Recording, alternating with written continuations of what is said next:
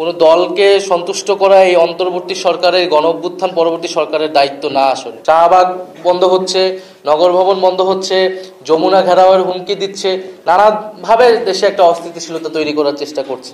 আমরা আশা করি যে সরকার কোনো দলের পক্ষ নয়, জনগণের পক্ষে অবস্থান গ্রহণ করবে। কোনো দলকে সন্তুষ্ট করা এই অন্তর্বর্তী সরকারের গণঅভ্যুত্থান পরবর্তী সরকারের দায়িত্ব না। আসলে বরং এই মুহূর্তে বাংলাদেশ রাষ্ট্রের জন্য, জনগণের জন্য কোনটি বেশি সুবিধাজনক, কোনটি রাষ্ট্রের জন্য কল্যাণকর, সেই বিবেচনা করা উচিত। আমাদের যেটা বিবেচনা আমরা সেটা বলেছি, অন্য যে কোনো আরও 10টা দলের বিবেচনা তারা বলবে, এবং জনগণের জন্য যেটা কল্যাণকর হবে সেই ধরনের সিদ্ধান্ত আসলে আসা উচিত। বিএনপি স্থানীয় সরকার নির্বাচন চায় না, তার অনেক রকম যুক্তি তারা দেখিয়েছিল। আওয়ামী লীগ আছে, আওয়ামী লীগ অংশগ্রহণ করবে, এই ধরনের কথাও বলেছিল। এখন আওয়ামী লীগ নিষিদ্ধ হয়েছে। একটা স্থানীয় সরকার নির্বাচনে যদি আমরা এই ভয় পেতে, জাতীয় নির্বাচনে আসলে কোন ধরনের পরিস্থিতি হবে। ফলে দীর্ঘদিন বাংলাদেশে একটি সুষ্ঠু নিরপেক্ষ নির্বাচন হয়নি। স্থানীয় সরকার নির্বাচনের মাধ্যমে এই সরকারের প্রশাসনের, নির্বাচন কমিশনের আসলে সক্ষমতা প্রমাণেরও বিষয় রয়েছে, আস্থারও বিষয় রয়েছে। তো সার্বিকভাবে আমরা মনে করছি যে স্থানীয় সরকার নির্বাচন দেওয়ার মাধ্যমেই বর্তমান সংকট দূর হবে এবং দেশের মানুষের আস্থা এবং নির্বাচনী যে সংস্কৃতি, গণতান্ত্রিক যে পরিক্রমা, সেটাই আমরা আসলে এগোতে পারবো। অতি দ্রুত সময়ে প্রথমে নির্বাচন কমিশন পুনর্গঠন করা উচিত এবং তারপরে স্থানীয় সরকার নির্বাচনের উদ্যোগ গ্রহণ করা উচিত।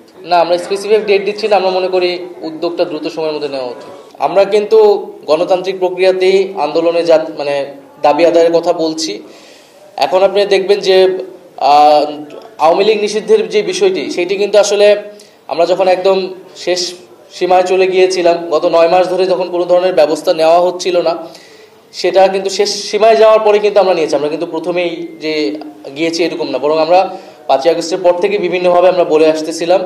যখন আমরা সরকারের ভিতরে ছিলাম তখন আমরা বলেছি, যারা বাইরে ছিল তারা বলছে। ফলে ইলেকশন কমিশন পুনর্গঠনের দাবিটাও আমরা কিন্তু বলে আসছিলাম অল্প অল্প করে।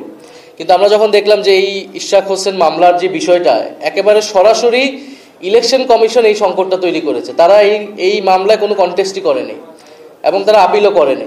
ফলে এটা খুবই স্পষ্ট যে তারা একটা দলের পক্ষ নিচ্ছে, একটা প্রার্থীর পক্ষ নিচ্ছে এবং এই ধরনের সংকট যে সামনে তারা করবে না। এবং এই নির্বাচন কমিশনের উপরে জাতীয় নির্বাচন বা যে কোনো নির্বাচনের উপর আস্থা তো আমরা রাখতে পারছি না। ফলে আমরা গণতান্ত্রিকভাবে আমরা দাবি জানাচ্ছি, কালকে ইলেকশন কমিশনের সামনে যাব, আমরা তাদেরকে দাবি জানাবো। এরপরে আন্দোলনের পরিস্থিতি অনুযায়ী আমাদের দাবি দেওয়া যদি কর্ণপাত না করানো হয়, সেই অনুযায়ী আমরা আমাদের দাবি আন্দোলনের তীব্রতা বৃদ্ধি করব, কিন্তু সেটা আমরা গণতান্ত্রিক উপায় করব। বরং এখন যেটা হচ্ছে, একটা বৃহৎ রাজনৈতিক দল হিসেবে, প্রতিষ্ঠিত দল হিসেবে যেই ম্যাচুরিটি জনগণ তাদের কাছ থেকে আশা করে, তারা কিন্তু সেটা দেখাচ্ছে না।